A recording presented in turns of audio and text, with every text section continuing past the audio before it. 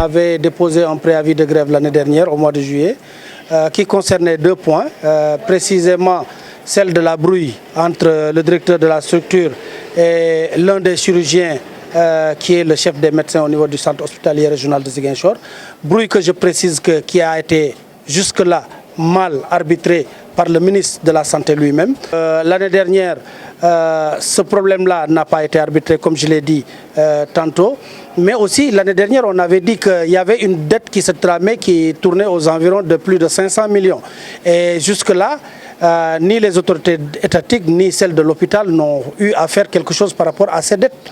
Donc, in fine, bon, nous continuons et tout le monde sait que depuis maintenant 16 ans, il y a du personnel au niveau de ce centre hospitalier régional de Ziguinchor qui vit une situation de précarité vu une irrégularité totale qui se passe. Et les gouverneurs passent et se ressemblent, les administrateurs de la structure passent et se ressemblent, ils prennent des engagements qui ne sont jamais tenus et la résultante, c'est que nous avons du personnel qui continue à travailler, à décrocher pour aller à la retraite ou bien qui décède sans pourtant qu'on puisse leur calculer leurs droits afférents soit à la retraite ou bien leur capital de décès et tout cela et consort. Pourquoi? Parce qu'ils sont en situation de parfaite irrégularité, que ce soit au niveau de l'IPRES comme de la Caisse de sécurité sociale.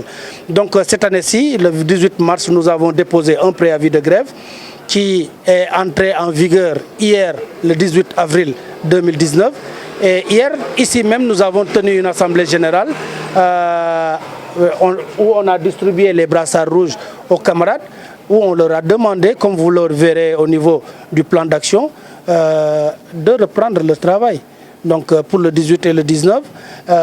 Cependant, le 23, nous comptons avoir une assemblée générale suivie d'un point de presse et continuer le travail, bien sûr, avec le port systématique du brassard rouge du 18 au 30 avril.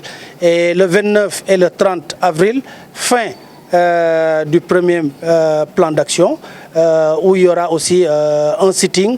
Et le sitting va se dérouler aussi ici même, de 8h à 12h, le lundi 29 et le mardi 30.